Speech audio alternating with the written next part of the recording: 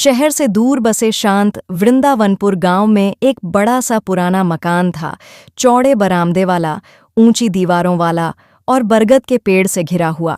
इसी घर में रहती थीं सरोज देवी, जिनका कड़ा स्वभाव पूरे गांव में मशहूर था। उनकी आवाज़ तेज, सिद्धांतों पर अडिग और घर की हर चीज़ बिल्कुल नियम से चलनी चाहिए, यह उनका पहला नियम था। उनका इकलौता बेटा अंकित शहर में नौकरी करता था। जब उसने अपनी पसंद की लड़की मीरा से शादी करने का फैसला किया तो पूरे घर में जैसे एक हलचल सी मच गई। सरोज देवी ने पहली बार बेटे के फैसले के आगे चुप रहना चुना। उनके दिल में डर भी था, पता नहीं ये शहर की लड़की हमारे संस्कारों को समझ भी पाएगी या नहीं। शादी के बाद पहली सुबह मीरा घर में आई तो सबकी आंखों में उत्सुकता और सवाल थे। वह पढ़ी लिखी, शांत और विनम्र थी।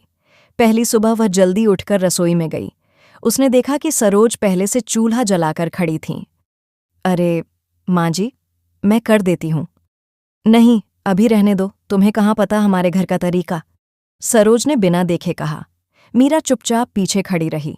उसके मन में हल्का सा दुख था, लेकिन उसने सोच लिया था, रिश्ते समय लेते हैं, मैं कोशिश नहीं छोड़ूंगी। धीरे धीरे बढ़ती दूरियां, घर का हर काम सरोज देवी अपने तरीके से कराती। मीरा जो भी करती, उन्हें उसमें कमी दिखाई देती। खाना कम नमक का है, पालक ठीक से साफ नहीं किया, तुम्हें गांव के तौर तरीके सीखने में समय लगेगा। मीरा मुस्कुराकर हर बात सुन लेती, लेकिन रात को अकेले में वह अपने आंसू छुपाकर सोचती, क्या मैं कभी माँ जी के दिल में जगह बना पाऊंगी। अंकित पत्नी का दुख समझता था, लेकिन माँ और पत्नी के बीच की दीवार बहुत ऊंची थी। एक दिन अचानक मीरा स्कूल से लौटी।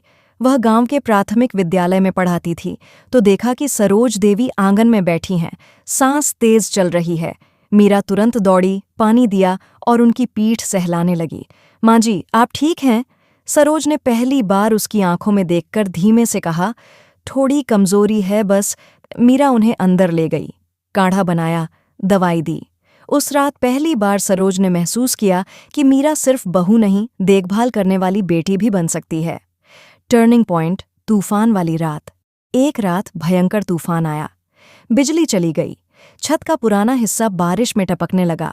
सरोज देवी का कमरा दीवार से लगा था और पानी अंदर घुसने लगा। वे अकेली थीं, डर गईं। अचानक बिजली सी आवाज सुनाई दी, ठक ठक ठक। मीरा दरवाजा खटखटा रही थी। माँ जी, जल्दी बाहर आइए, छत गिर सकती है। मीरा ने उनका हाथ पकड़ा और कमरे से बाहर ले आई।